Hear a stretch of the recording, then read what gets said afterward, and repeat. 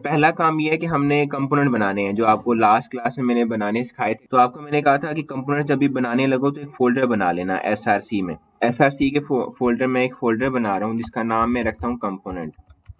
और मैंने आपसे ये कहा था कि इसमें आपने प्लूरल सेक्शन यूज नहीं करना। भले इस फोल्डर में बहुत सारे कंपोनेंट्स होंगे, लेकिन इस फोल्डर का नाम आपने कंपोनेंट्स ना रखना। ये जैसे एक सजेशन है, रख सकते हैं कंपोनेंट, तो आप जस्ट कंपोनेंट रखो नाम।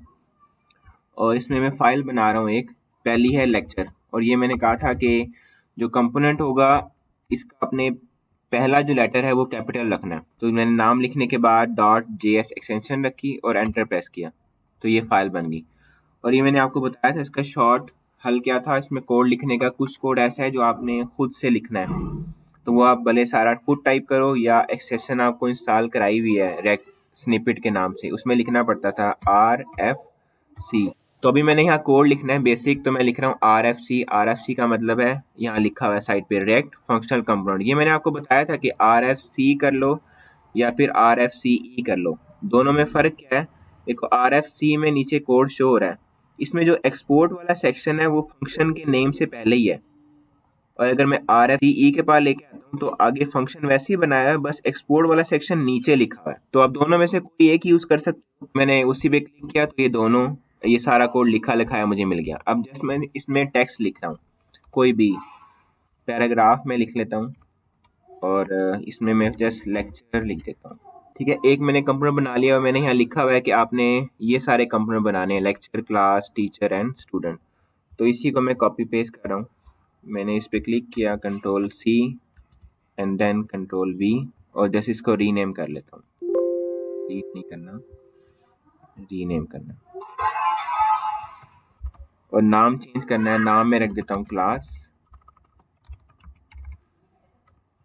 और जस्ट इसका भी यहाँ पे नाम चेंज करना है। ये इसकी जगह मैं क्लास कर देता हूँ, और इस लेक्चर की जगह भी क्लास, और यहाँ भी क्लास।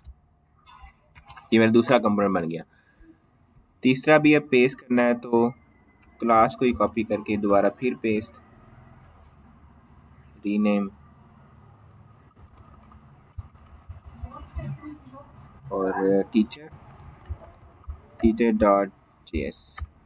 ये ऊपर वाली जो फाइल है ये भी JS एक्सटेंशन में नहीं गई, वैसे ही JS लिखा गया, तो .js। तो टीचर वाले में भी कोड में लिख रहा हूँ टीचर से रिलेटेड।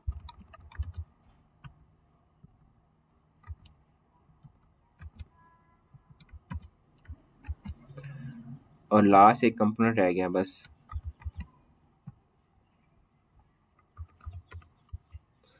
वो है student.js, और इसका भी कोड चेंज कर लेते हैं।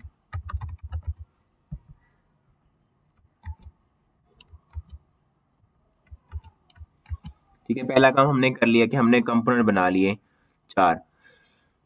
अब नेक्स्ट लिखा हुआ है कि app.js will render only lecture component। App, अभी देखो इसकी आउटपुट कुछ नहीं आएगी, वही वाली आएगी जो पहले लिखी हुई थी हमने, ये वाला कंटेनर आएंगे। अगर मैं यहाँ पे इसको ख़त्म कर देता हूँ, हालांकि मैंने कंपोनेंट बना लिए हैं, लेकिन अगर मैं इसको सेव करूँ और आपको आउटपुट दिखाऊं तो आउटपुट देखो यही आ रही है जो पहले थी हमारी।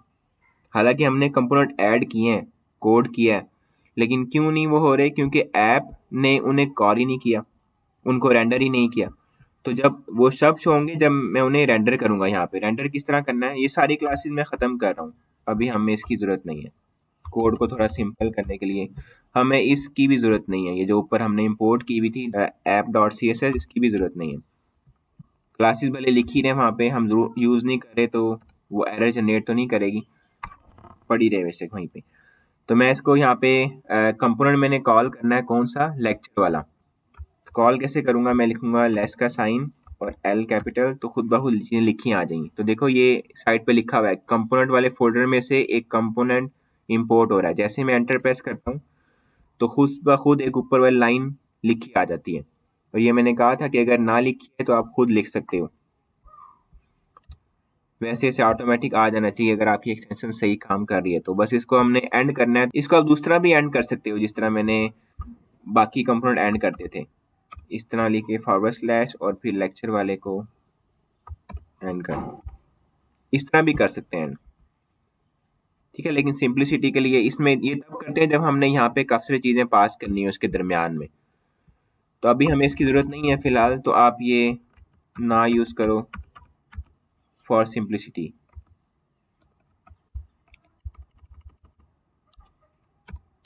ठीक है, मैंने कंपोनेंट को यहीं खत्म कर दिया।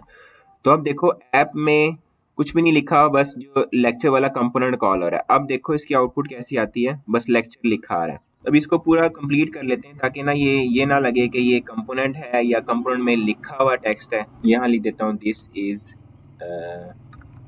लेक्चर।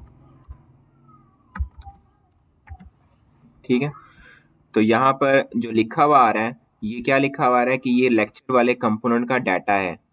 डाटा यहाँ पे क्यों आया, क्योंकि हमने ऐप में उस कंपोनेंट को कॉल किया। आगे लिखा हुआ था ये वाला काम भी हमने कर लिया कि हमें CSS की फाइल की जरूरत नहीं है, तो उसको आप रिमूव कर दो। इंपोर्टिंग भी हमने खत्म कर दी।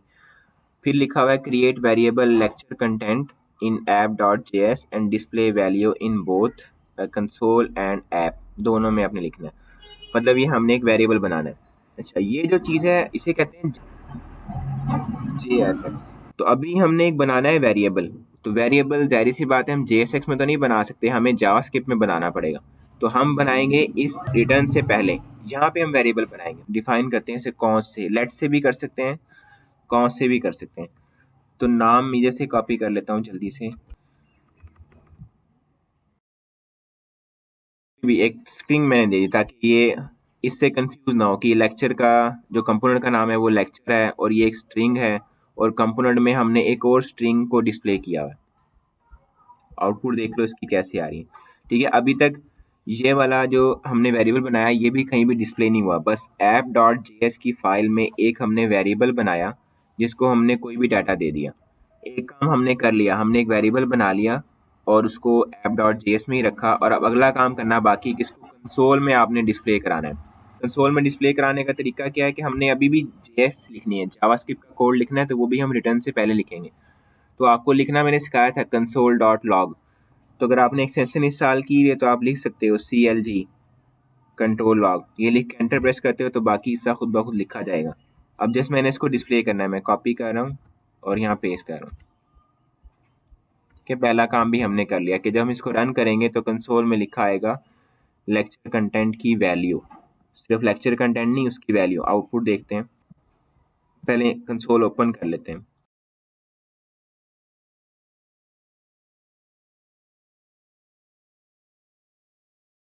तो देखो पहली क्या आ रही है, lecture topic, lecture props and it's uses. जो वैल्यू हमने लेक्चर कंटेंट में दी थी वही यहाँ पे कंसोल में आ रही है। अब अगला काम रहता है कि हमने इसको ऐप में भी डिस्प्ले करना है। अब ऐप में लिखी हुई है हमने JSX।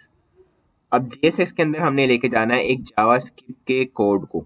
तो वो आप कैसे लेके जाओगे, फॉर एग्जाम्पल मैं इसी के बाद लिखता हूँ यहाँ पे, अगर मैं ऐसे ही लिख देता हूँ लेक्चर कंटेंट, यहाँ पेस्ट कर देता हूँ, तो देखो ये एरर आएगा। बल्कि एरर नहीं, आउटपुट आएगी, लेकिन आउटपुट कुछ और होगी, जैसी हमें चाहिए वैसी नहीं है। सीधे करते हैं तो देखो आउटपुट में क्या लिखा हुआ है, दिस इज रेक्ट लेक्चर, जो कि लेक्चर वाले कंपोनेंट की वजह से आ रहा है। और ये नीचे लिखा रहा है लेक्चर कंटेंट। लेक्चर कंटेंट वो जो मैंने यहाँ लिखा था। इसे और थोड़ा सा आसान कर लेते हैं कि ये जो दिस इज रेक्ट लेक्चर है, पता हो हमें कि ये रेक्ट वाले लेसन से आ रहा है, तो इस पर प्रॉपर ना एक स्टाइल यूज कर लेते हैं। यहाँ पे मैं एक पैराग्राफ लिखता हूँ, यहाँ लिखता हूँ दिस इज ऐप, और यहाँ लिख लेते हैं एक और पैराग्राफ और लिखता हूँ एंड ऑफ ऐप, और इसको एक डिज़ाइन दे देते हैं, स्टाइल और बैकग्राउंड कलर, कहाँ पे गया बैकग्राउंड कलर, और टेक्स्ट कलर कौन सा दूँ, ग्रीन दे दें, और टेक्स्ट का कलर कर लेते हैं वाइट।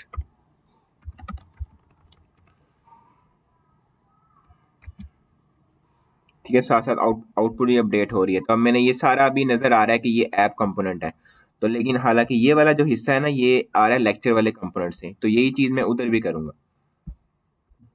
इसको पहले यहाँ से कॉपी कर लें ताकि दोबारा ना लिखना पड़े मुझे। तो यहाँ भी अगर मैं यहाँ लिखूँ एक और पैराग्राफ और यहाँ लिख दूँ दिस इज लेक्चर कंपोनेंट और नीचे लिख लेते हैं एंड ऑफ लेक्चर कंपोनेंट और इसको भी कलर दे देते हैं। अंदर वाला ऐसा कॉपी किया था,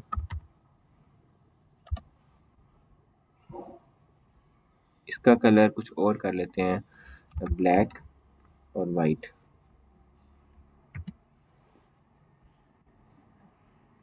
तो देखो अब कुछ पता लग रहा है। अब ये सारा जो ग्रीन है वो सारा ऐप कंपोनेंट है, उसके अंदर यूज हो रहा है एक ब्लैक जो कि हमारे आ रहा था लेक्चर वाले कंपोनेंट से, और बाकी चीजें उसकी अपनी हैं। अब ऐप में देखो ये जो भी लेक्चर कंटेंट था मेरा वैसे का वैसे डिस्प्ले हो रहा है, जबकि मुझे तो चाहिए थी उसकी वैल्यू, ये वैल्यू डिस्प्ले होनी चाहिए थी, ये वाली, लेकिन वो तो नहीं हो रही।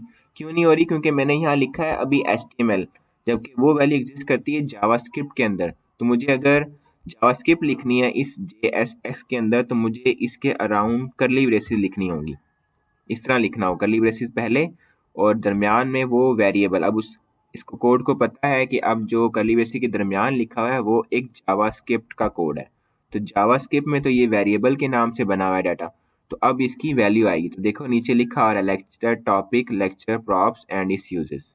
तो अब हमने एक वेरिएबल बनाना सीखा और उसको हमने कंसोल में डिस्प्ले करना सीखा, और उसी कंपोनेंट में उसकी वैल्यू को अगर डिस्प्ले करनी है तो वो कैसे लेके आएंगे वो भी सीख लिया। अगला काम है कि हमने try to access lecture content in all components, बाकी कंपोनेंट जितने बनाए हैं वहां भी हमने इसको एक्सेस करना है। अभी तो होना ये चाहिए कि ये हमारी एप्लीकेशन है और हमारी एप्लीकेशन के अंदर ही लेक्चर कंटेंट नाम का वेरिएबल बनाया हुआ है, तो हम इसको ऐसे ही बाकी कंपोनेंट में भी यूज कर लें। तो जिस तरह अगर मैं इसको यहाँ से कॉपी करूँ इस वेरिएबल को और यहाँ पर लेकर आऊँ, तो यहाँ मैं डिस्प्ले करना चाहता हूँ जिस तरह पहले वहां किया था। तो देखो यहाँ एरर आएगा। एरर देखो नीचे लिखा हुआ है कि lecture content is not define. ये डिफाइन ही नहीं है, यहाँ पर इस कंपोनेंट में डिफाइन नहीं है, हालांकि मैंने ऐप में लेक्चर को कॉल किया हुआ है, लेक्चर कंपोनेंट को कॉल किया हुआ है और वेरिएबल भी मैंने ऊपर ऐप में बनाया हुआ है, तो लेकिन उस कंपोनेंट में वो वेरिएबल नहीं गया। एरर आ रहा है कि वो कह रहा है डिफाइन नहीं है। अगर मैं इसको वैसे लिखता हूँ कर्ली ब्रेसेस के बगैर तो फिर तो ये एक किस्म की स्ट्रिंग है, फिर एरर नहीं आएगा, फिर जस्ट लिखा आएगा लेक्चर कंटेंट। इसको मैं रिफ्रेश करता हूँ तो देखो यहाँ ब्लैक वाले हिस्से में लिखा आ रहा है लेक्चर कंटेंट। ये जस्ट एक HTML का पैराग्राफ लिखा है बाय डिफॉल्ट। अगर आप P यूज नहीं करते पैराग्राफ के लिए, सिंपल टेक्स्ट लिख देते हो तो वो पैराग्राफ या टेक्स्ट ही माना जाता है, स्पैन एलिमेंट माना जाता है। तो ये यहाँ पे उस वजह से आ रहा है। तो लॉजिकल एरर एग्जिस्ट करता है लेकिन सिंटैक्स एरर नहीं है, और एक्चुअली ये वेरिएबल है तो हमें यहाँ पे कर्ली ब्रेसेस यूज करनी पड़ेगी, तो तब यहाँ पे एरर आएगा। अगर आपने एक वेरिएबल को एक कंपोनेंट में डिफाइन किया है, जिस तरह यहाँ पे app.js में डिफाइन किया, और आप चाहते हो कि दूसरा कंपोनेंट भी इस वेरिएबल को इस्तेमाल कर ले, तो आपको जब इस वाले वेरिएबल को जो आपने कॉल किया तो इस जगह पे आपने इसको भेजना है कॉल करते टाइम पे। जिस तरह आप कोई भी फंक्शन आप कॉल करो तो उसको कोई ना कोई वैल्यू देते हो, आर्गुमेंट देते हो, जो बाद में उसको एज ए पैरामीटर इस्तेमाल होती है। तो यूं समझ लो यहाँ पे lecture content as a parameter उसको पास करना है, तब वो उसे यूज कर पाएगा। इसको कहते हैं प्रॉप पास करना। Props, prop mean properties. हमने एक्सेस करने की कोशिश करी लेक्चर कंटेंट को बाकी कंपोनेंट में, लेकिन वो हमें अलाउड नहीं हुआ।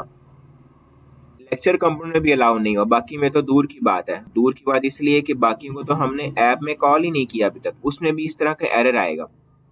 ये मैं आपको इसलिए दिखा रहा था कि लेक्चर को यहाँ पे ऐप में कॉल किया हुआ है, रेंडर किया हुआ है, लेकिन उसमें भी हम लेक्चर कंटेंट को एक्सेस नहीं कर पा रहे।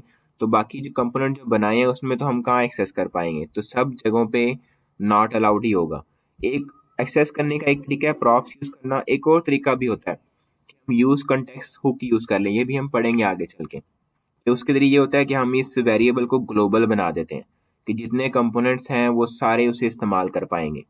और एक होता है रिडक्स यूज़ करना। रिडक्स में ये करते हैं कि हमारा जितना भी डाटा होता है उसका हम एक स्टोर बना लेते हैं।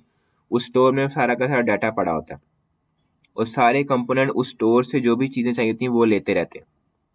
ठीक है, वो भी किस्म का ग्लोबल वाला कंसेप्ट ही आ जाता है। तो अभी फिलहाल हम देखने लगे हैं प्रॉप्स को।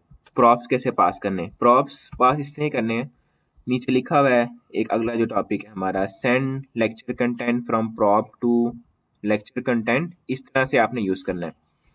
मतलब यहाँ पे जब आपने इसे कॉल किया, रेंडर किया, तो आप यहाँ पे कोई भी वेरिएबल दे दो। फॉर एग्जांपल दे दो लेक्चर कंटेंट, नाम आप कोई भी रख सकते हो, और इसमें मैंने इसे पास करना है ये वाला वेरिएबल। यहाँ पे ये यूं समझ लो आर्गुमेंट पास हुआ। ये वाला वेरिएबल आप सेम भी रख सकते हो, डिफरेंट भी रख सकते हो, लेकिन सजेशन ये है कि जब इन दोनों का काम ही एक जैसा है तो आपने इसको नाम सेम ही रखने। इसलिए मैं नाम इन दोनों का सेम रख रहा हूँ, ताकि आपने इसी वेरिएबल को दूसरे कंपोनेंट में जाके यूज करना है। फिर आपको ये याद रखना पड़ेगा कि मैंने इसका जो लेक कंटेंट था वो ऐप में बनाया था, जो लेक्चर कंटेंट है वो मैंने किसी और कंपोनेंट में बनाया था। तो इस तरह आपको एक ही चीज़ की बाकी सारी चीज़ें भी याद रखनी पड़ेंगी। तो सिंपल सा हल है, नाम हर जगह जहाँ एक चीज़ इस्तेमाल हो रही है उसका नाम एक ही हो। तो यहाँ भी नाम एक है और यहाँ भी नाम एक है। दोनों में फ़र्क क्या है?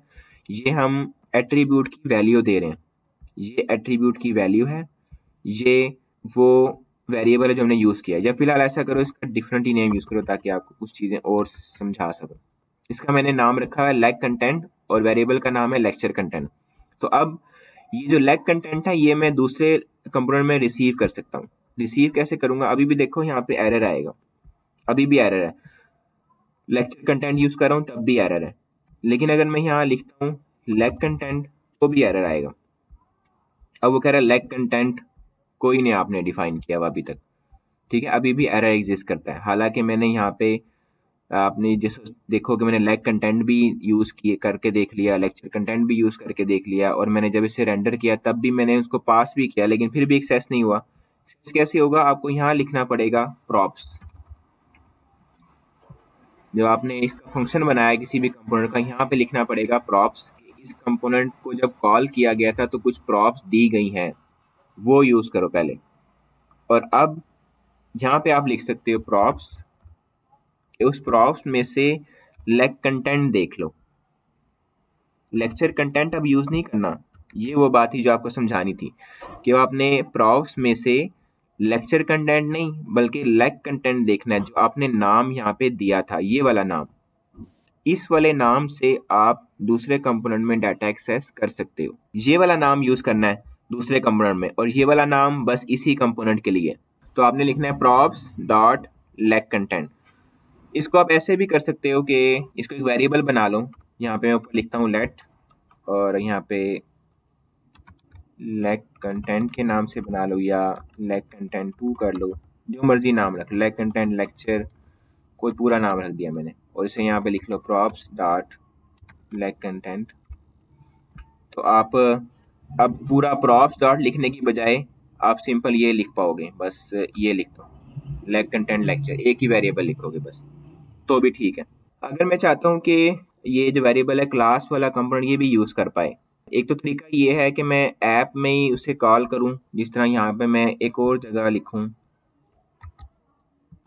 फिर दोबारा से मैं क्लास को कॉल करूँ, यहाँ पे मैं क्लास को कॉल करूँ और उसको भी इस तरह ही मैं डाटा दे दूँ। इस तरह भी कर सकता हूँ। लेकिन अगर मैं चाहूँ कि ये वाला कंपोनेंट मैं यहाँ पे कॉल ना करूँ बल्कि इसको लेक्चर खुद कॉल कर ले, अगर उसने डाटा देना है तो दे, नहीं देना ना दे, मतलब मैं कॉलिंग इस कंपोनेंट की यहाँ चाहता हूँ।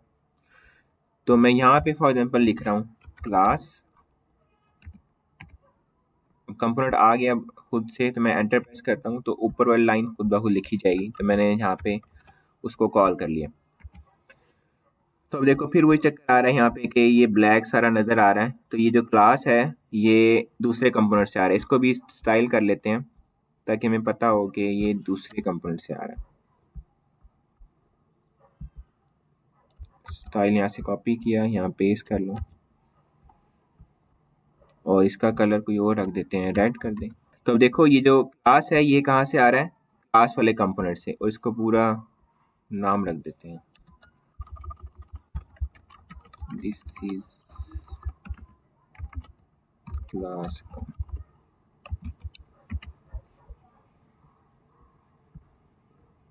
ठीक है, अभी हमने कॉल किया और एक क्लास वाले कंपोनेंट को उसको डिस्प्ले कर दिया from lecture component. Lecture component से कॉल हो रहा है। अभी हमने इसको ये डाटा सेंड करना है, तो फिर से हम वही काम करेंगे। यहाँ पे आप कोई भी नाम दो एट्रीब्यूट का जिसके जरिए आपने सेंड करना है। मैं यहाँ पे न्यू लेक्चर दे रहा हूँ ताकि आपकी दफा फिर से रिवाइज हो जाए। New lecture is equal to, और जो मैंने वेरिएबल पास करना है वो कर्ली ब्रेसेस के दरमियान देना है। अभी मैंने न्यू वैल्यू यहाँ पेश कर ली है, तो लेक कंटेंट लेक्चर में यहाँ पे लिखूंगा। तो अब ये क्लास कंपोनेंट इस वाले को एक्सेस कर सकता है, तो मैं यहाँ पे लिखूंगा प्रॉप्स, और फिर यहाँ मैं वेरिएबल डिस्प्ले कर सकता हूँ प्रॉप्स डॉट न्यू लिखा था ना, यहाँ पे लिखा था न्यू लेक्चर,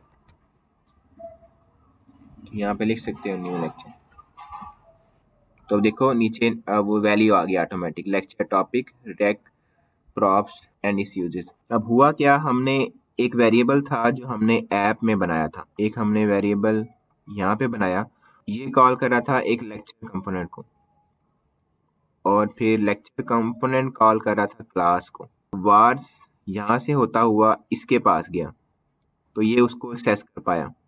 ठीक है, वार पहले ऐप में बनाया गया, ऐप ने लेक्चर को दिया और लेक्चर ने फिर आगे क्लास को दिया। अभी तो लेक्चर कंपोनेंट ने ये एक्सेस तो कर ली प्रॉप की value, props dot lake content, जो कि इसे ऐप ने दिया था।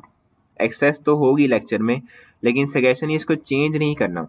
प्रॉप्स एज्यूम किए जाते हैं कि ये रीड ओनली है, सिर्फ कंपोनेंट ने पास किए हैं आपको, आप जस्ट उन्हें यूज कर सकते हो। But you can only change component data itself. आप उसमें जिस तरह यहाँ पे ये उसको खुद से चेंज कर सकता है अपने प्रॉप्स को, किसी और को दिए हैं तो वो जैसे यूज करेगा, चेंज नहीं करेगा। चेंज करने का भी एक और तरीका होता है कि अगर ये ऐप वाला कंपोनेंट जो है इस अपने इस वेरिएबल को स्टेट बना दे, एक लफ्ज है स्टेट, कि स्टेट बना दे उसको, और उसको स्टेट को चेंज करने का एक फंक्शन भी बनाए, और वो फंक्शन फिर दूसरे कंपोनेंट को भी पास करे। पास करने का मतलब होता है कि दूसरा जो कंपोनेंट है वो उसको, अगर उसके पास फंक्शन आ रहा है तो वो उसको चेंज भी कर सकता है। वो होगी स्टेट उसी कंपोनेंट की, लेकिन दूसरा कंपोनेंट उसे चेंज कर सकता है। तो चेंज करने वाला काम भी हम करेंगे, लेकिन वो स्टेट के जरिए करेंगे। ये भी एक हुक होता है जिसका नाम कुछ इस तरह से है, यूज स्टेट। ये वाला हुक यूज करेंगे आगे। तो अभी फिलहाल प्रॉप्स हम यूज कर रहे हैं, तो प्रॉप्स को आपने चेंज नहीं करना, इसको रीड ओनली ही बनाना है। चेंज कर सकते हैं, अगर आप करना चाहो तो चेंज कर सकते हो, मतलब लेक्चर कंटेंट में यहाँ पे आके एक नई वैल्यू दे दो तो आप कर सकते हो। अगला टॉपिक है ये वाला कि अगर मल्टीपल प्रॉप्स पास करना चाहें। अभी तो हमने बस एक ही किया है, तो एक और भी कर सकते हैं। यहाँ पे मल्टीपल जितने मर्जी लिखो आप। लेक कंटेंट फॉर एग्जाम्पल मैं लेक 2 कर देता हूँ, लेक 2 इज इक्वल टू, और एक और नया वेरिएबल बना लेते हैं, कॉन्स्ट बना लो या लेट बना लो, कुछ भी टेक्स्ट लिख दो, टेक्स्ट, और इस वार को मैं सेंड कर रहा हूँ। एरर क्यों शो कर रहा है?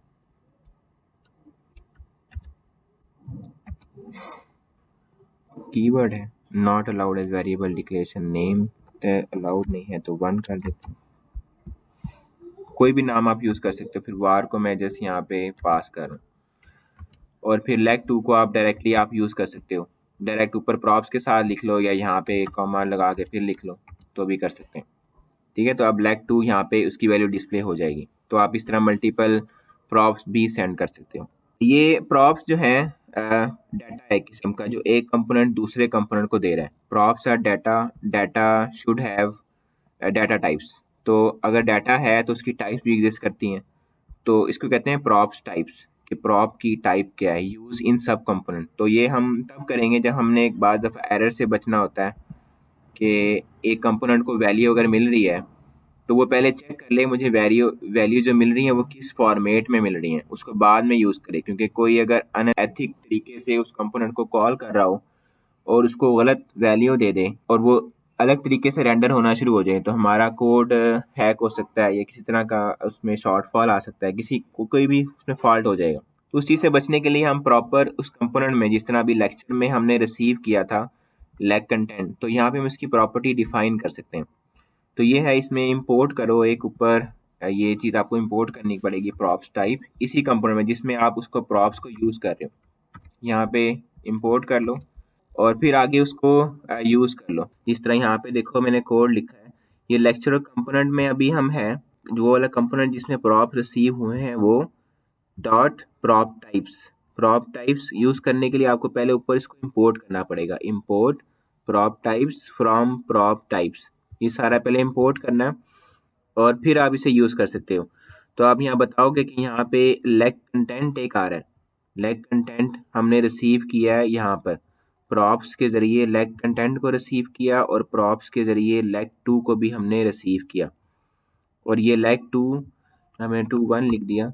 लेग 2 की प्रॉप्स टाइप स्ट्रिंग है और लेग कंटेंट की प्रॉप टाइप्स डॉट स्ट्रिंग और ये इज़ रिक्वायर्ड कह दिया। इज़ रिक्वायर्ड ख़त्म भी कर सकते हैं यहाँ पे आपको कि बस पता हो बस स्ट्रिंग होनी चाहिए। अगर इस फॉर्मेट में डाटा नहीं आता तो फिर एरर आएगा, उसको प्रॉपरली हैंडल कर सकते हो। और दूसरा अगर आप यहाँ पे जैसे पहले लिखा था इज़ रिक्वायर, तो इज़ रिक्वायर में भी वो फील्ड रिक्वायर करेगा। अगर आपने नल दिया तो लाजमी एरर आएगा। अगर आप ये रिक्वायर नहीं लिखते तो तब एरर आएगा जब आप स्ट्रिंग नहीं दोगे। तो इसी तरह देखो जिस तरह फंक्शन में यूज़ करते थे डिफ़ॉल्ट प्रॉपर्टीज़, तो डिफ़ॉल्ट इसमें भी है कि अगर मैं इसको यहीं से कॉपी करता हूँ और दोबारा पेस्ट कर ले तो बस यहाँ पे हमें बस यूज़ करना है डिफ़ॉल्ट